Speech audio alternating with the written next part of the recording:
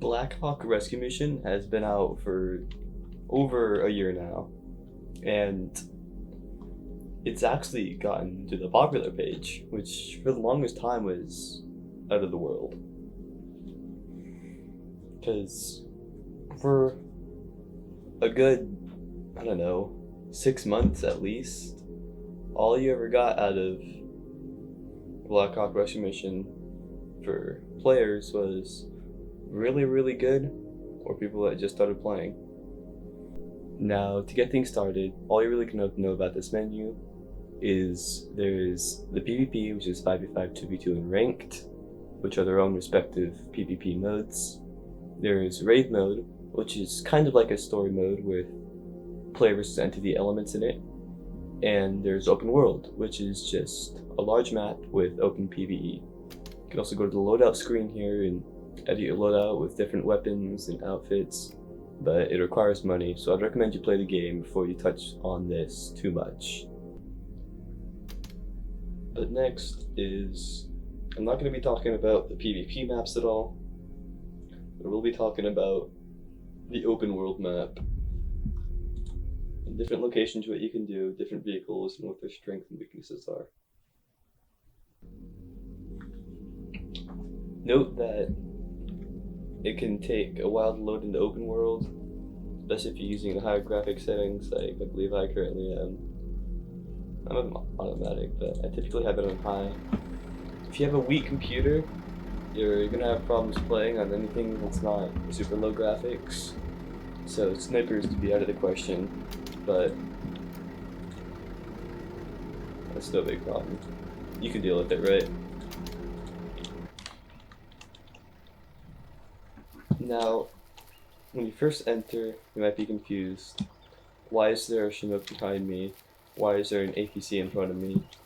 And why is there a house next to multiple military tents? Don't get overwhelmed, because there's a lot of noises and a lot of stuff happening separate of you. And in all honesty, you do not matter. Nobody really does. The first basic thing we're going to want to do is run over here to this, and this is very important. Press F and click. I don't know why, but nobody ever figures out they have to press click to actually select stuff from here. You can scroll down, select different things. For medical, I recommend only taking bandages and maybe dressings if you're like somewhat decent at the game. And all of these are free, so you can grab as many of these as you want. If you hold tab, you open this menu. Down here is medical. You can use different medical options. Up here is different options for roleplay, different animations.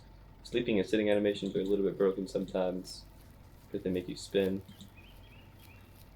But the rest of them are pretty cool. There's forward, halt, regroup. None of these are really used too often, but you know, they're pretty nice to have anyway. But this is probably the more important menu, besides of course medical, is the squad selection and mark flare. Squad selection allows you to select squads, and if I can find any people in it, here's one with plastic Boba Fett. It'll do that, where you can see people, and you tell you how far they are, and basically it just lets you group up with people and get different angles on them without having to directly communicate. Really, really useful. I would throw a flare. Actually, I will show you really quick. When you mark a flare for something, you take it, you mark it, you throw it. I believe I did it correctly. Or maybe I didn't. Usually it'll pop up with a marker. I'll try to put a screenshot in here if I can find one of it popping up. And it'll show everybody what it looks like. And typically if you have a reactive group, they'll respond to it giving you air support or extraction.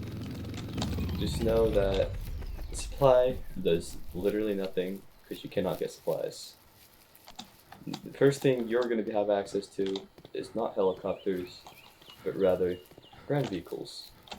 The Jeep is one of the faster vehicles. In fact, although it's a beginning vehicle, I believe is the fastest ground vehicle you have access to, but also the weakest and least defended. If you look at it, has, I believe, 3 seats, because you can hop in the back here. You almost never see somebody in the back here. You can kind of shoot out of it, but not really. But I would only recommend using this if you have to, purely because it has no armor. If you get something like the truck,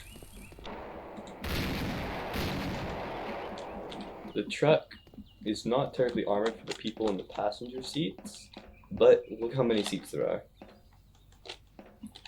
Pretty nice if you ask me. So, a great choice if you have a large team put together and you want to go do something. Like, let's say you want to go to desert or the Ronograd and it goes under attack. Really great option. And next is the Humvee, which you unlock at the same time.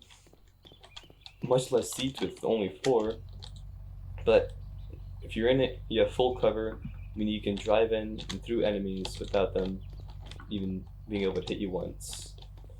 Overall, a pretty solid option for going places with a smaller group if you don't have a flying vehicle, which if you're only 1 star, you won't. But next thing you unlock, it'd be Humvee armored up. Overall, pretty good. You have access to a mounted LMG, which you can hold and fire with space. Pretty effective at taking crowds, and overall, not a bad vehicle. Lots of health. Works very well with small teams. I believe you can hold 5 people with the gunner. And you can walk in, have the gunner mow them down, everybody hops out and starts chewing down anybody else that survived the gunner's fire. But no, at the same time, you also unlock a helicopter, which does not have any guns in it though. So at the same time, you'll be unlocking the Little Bird. The Little Bird is very slow actually. You might think, oh, it's small, it's going to be faster than the vehicles. It's actually not. It's actually the slowest of the helicopters. Holds, I believe, like 8 people or something crazy like that in this tiny thing. There's 2 in the front, I believe, 3 in the back, 2 on each side. 9?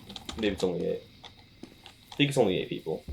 But you can fit 8 people in this thing and it goes in the air, making it faster than any ground vehicle by default. And at the next star, you unlock the Striker, the APC.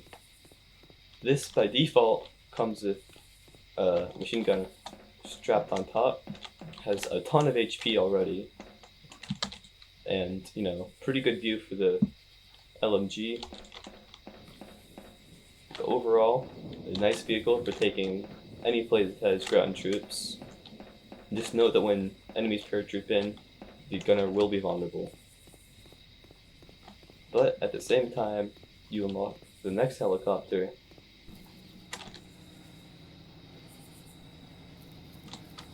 the Sea Stallion. Carrier helicopter of sorts. Has a ton of seats, way more than you'll ever be able to fill up, and an M60 gunner. This used to be a minigun, but whatever, I'm not going to complain, because the M60 is way cooler and sounds way better.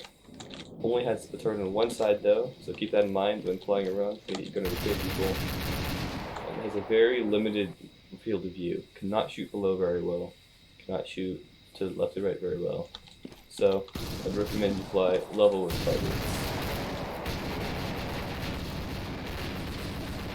On the next star, you don't unlock any more flying vehicles, but you do unlock one more ground vehicle, the armored up Striker. This is like the Striker, except more HP. I have never seen one of these things get destroyed. I always hop out and get killed before I've seen one get destroyed. But basically, it's a Striker with more HP. And you can't really go wrong with that. You can just run up in front of a crowd and use it as cover. Just peek around the corners of it. Let's say there's enemies over there. You can use it as its own physical cover while shooting past it. and it'll just tank all the bullets without a problem. Now, the fifth and final star, you unlock two vehicles. The first one we're looking at is the Blackhawk. 2 mounted miniguns, 1 on each side. Overall, not a bad option. Pretty good HP. I believe it's the highest HP out of all the helicopters. And the miniguns are severely underrated, I'll be honest. They actually work really, really well for it. The only problem I have with it is right now, walking inside of it is super glitchy for some reason. But I'm sure that'll be fixed with time. It doesn't hold as many people as the Sea Stallion, but let's be honest, when are you still gonna ever fill up this many seats? It's still 12 seats, I believe, and you don't even more than get than like maybe 8 people going the mountain at once. And that's the most I've ever seen. It's like 10. But you'll unlock one more vehicle, which I will be personally showing you to. Typically, when you reach star 5, you don't even know this anymore, but you unlock A10 Warthog, which I'm gonna hop in a Jeep here and drive you over to. Each of these hangars lets you spawn one of them, and this has the most advanced control setup. Still pretty simple. This is a solo only vehicle, so don't bring any friends. But is the most powerful out of all of them. Fastest. Has less HP, so it can get shot down by other things pretty fast. Get used to controlling it pretty easy. Does that. It's real loud for me, by the way. But overall, really, really good option for doing whatever you want. And in my opinion, this is probably the funnest vehicle to pilot out of all of them. Besides, maybe there's sometimes a striker APC if you have a friend running around and you're gunning together. I think that's honestly the best.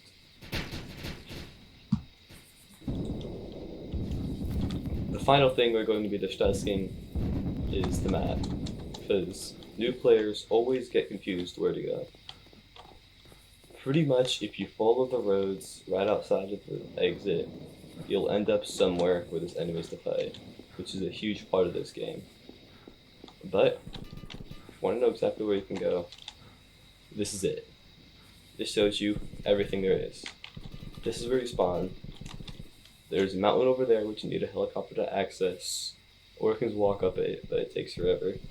There's a bunker over here, which is pretty decent for farming alone, because nobody ever goes there, so you won't have people getting in your way. There's over here, which is pretty good for farming as well. There's civilians there though, so beware of that when shooting. It's over here, which in my opinion is one of the worst places to farm.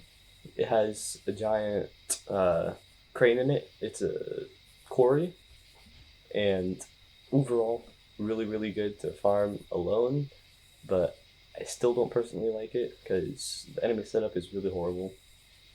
And then it's up here, the Hornet's Nest, or the enemy base, whatever you want to call it. This is one of the newer additions, and this is just insane to take.